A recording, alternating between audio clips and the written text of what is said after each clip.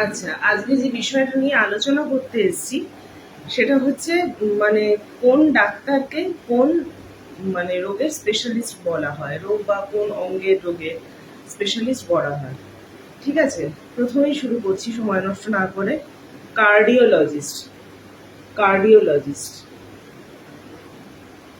Heart, ঠিক আছে। Next আছে নেফ্রোলজিস্ট, নেফ্রোলজিস্ট। কিডনি। নেক্সট আছে অঙ্কোলজিস্ট, ক্যান্সার।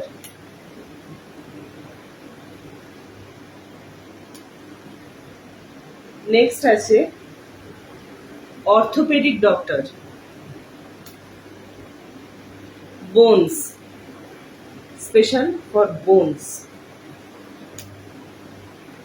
তারপরে আছে অপথ্যালমোলজিস্ট, এটা হচ্ছে আই স্পেশালিস্ট।